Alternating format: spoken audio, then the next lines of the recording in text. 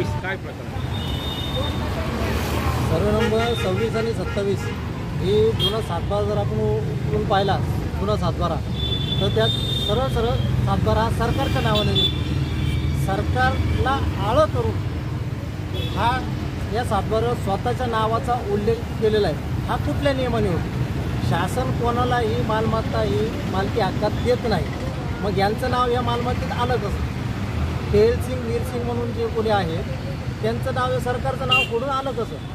तर आलं असेल तर तुम्हाला कोणत्या नियमाटीनुसार आलं, कशानुसार आलं, शासनाने तुम्हाला ती मालमत्ता काय म्हणून दिली, याचा आम्ही याचाच सध्या पाठपुरावा करतो की ते कशी आली, त्याचे पुरावे तुम्ही सादर करा.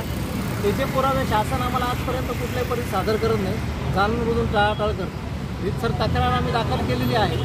तक्रारीला कमीत कमी 2 वर्षापासून आम्ही त्याचा पाठपुरावा करतो. आता 2 महिन्यापासून त्यांना आम्ही शासनाला अल्टिमेटम दिले, जिल्हाधिकाऱ्यांना सुद्धा पत्र करतो की आपण याचा तात्काळ निर्णय घ्या, अन्यथा आम्ही उपोषण बसू. आजही त्यांनी आम्हाला कुठल्याही परिस्थितीत ही जमीन संबंधिताकडे आली कशी याचे कुठलेही पुरावे आम्हाला आजपर्यंत दिलेले नाही. आणि शासन सरळ सांगतं आहे की हे रेकॉर्डलाच उपलब्ध नाही आहे म्हणून. आम्ही जे काही फेरची मागणी केलेली आहे ती फेर शासनाच्या रेकॉर्डला उपलब्ध नाही आहे. त्याची आम्हाला टाळाटाळी का स्पष्ट पत्र द्यावं त्यांनी की उपलब्ध नाही म्हणून. आढळून येऊ म्हणून आमची टाळाटाळी होत आहे. तुम्ही असाही आरोप केलेला आहे का संबंधित जागेवर बांधकाम झालेलं आहे, त्या बांधकामाला परवानगी कोणी दिली, काय बांधकाम आहे आणि किती याच्यात क्षेत्रफळामध्ये काम आहे? सातबाऱ्यानुसार जे क्षेत्रफळ आहे तर ते 13 एकर क्षेत्रफळ दाखवलं. त्याच्यातून माडाला काही जमीन गेलेली आहे. उर्वरित क्षेत्रफळामध्ये ज्या आज बांधकाम चालू आहे त्यांना आम्ही विचारणा केली महानगरपालिकेला सुद्धा. तर महापालिका सांगते की आम्ही त्यांना रीतसर परमिशन दिली. त्याचे दस्तऐवज जर आम्ही विचारले तर दस्तऐवज आम्हाला सांगते की आम्ही सातबारा आहे आणि त्यांना ती त्यांच्या वारसा हक्कातून भेटली.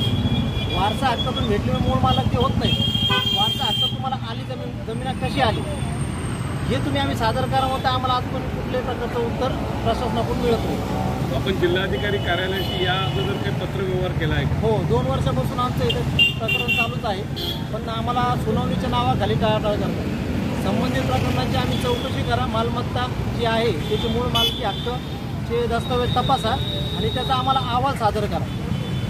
ह्या गोष्टी आम्ही त्यांना वारंवार पत्रानुसार कळवत आहोत, पण त्यांनी आम्हाला जाणून बुजून टाळाटाळ करून सुनावणी आमच्या मागे लावली की आम्ही सुनावणी घेत आहोत, सुनावणीची तारीख देत आहोत.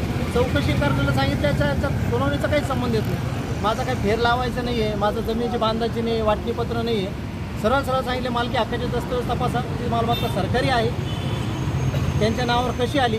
जर मालकी हक्काचे दस्तऐवज नसतील तर हे लोक फ्रॉड आहेत, त्यांनी हे सरकारी जमीन हडप केली. तहसीलदार जिल्हाधिकारी यांना आपण कधी भेटलात का? काही चर्चा झाली का? भरपूर वेळ सुनावणीच्या आमच्या नोटीस आहे. सध्यासुद्धा आमचे एक कार्यकर्ते त्यांच्या नावाने सुनावणी चालू आहे.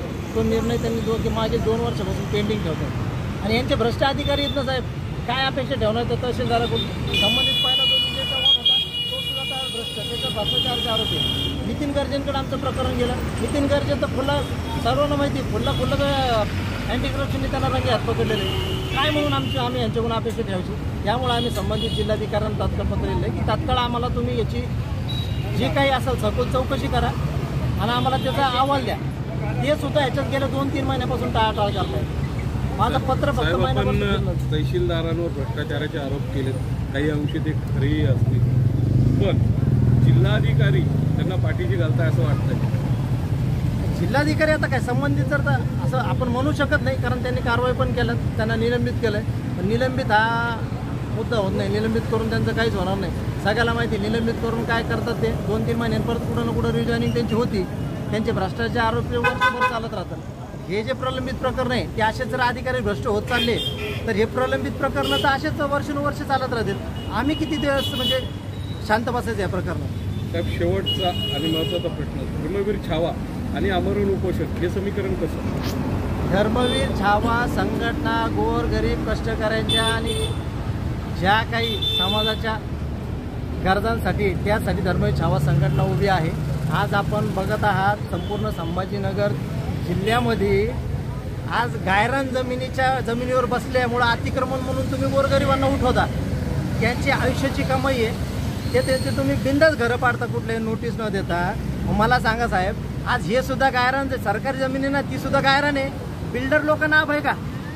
धर्मवीर छावा संघटना यांच्या धर्मवीर छावा संघटनेने कुठेतरी आपली रणनीती बदलली का? नाही बदलली. आम्ही आजही त्या ठामावर आहे. तुम्ही जर यांचं पाडताय तर गरीब लोकांचं तुम्ही पाडताय ना, तर धर्मवीर छावाने हे जिल्हाधिकाऱ्यांनी हेच सांगितलंय, ह्या ज्या जागा आहेत त्या तुम्ही बिल्डरला नका देऊ, तो गोरगरीब कष्टकऱ्यांसाठी द्या. तुम्ही पुनर्वसन करा लोकांचं तिथं. नसल जमत तुम्हाला शासकीय वसतिगृह उभा राहा. आज गाव खेड्यातून भरपूर मुलं इथं विद्यार्थी शिकायला आलेत. परिस्थिती नसताना 3-3, 4-4 रुपये त्यांना भाडं भरावं लागते. मग तुम्ही वसतिगृह का उभारत नाही सरकारी जमिनीवर? तुम्ही बिल्डरांच्या स्वाधीन का जमीन करताय आणि तुम्ही जाणून बुजून काय डोळा करताय? तुम्हाला आम्ही सविस्तर सगळं देत असून तुम्हाला सगळे पुरावे सगळे सबळ तुमच्या समोर ठेवत असल्या का असून सुद्धा तुम्ही जर त्याच्यावर चौकशी करत नाही, याचा अर्थ शासनाचा सुद्धा त्यांच्यासोबत म्हणजे त्यांचा पाठिंबा आहे शासनात त्यांना. त्यासाठी धर्मवीर छावा संघटना हे प्रकरण उचलून घेऊन लढतात. आपलं नाव? माझं नाव स्वप्नील शामराव बिडकर, धर्मवीर छावा संघटना महानगर प्रमुख, छत्रपती.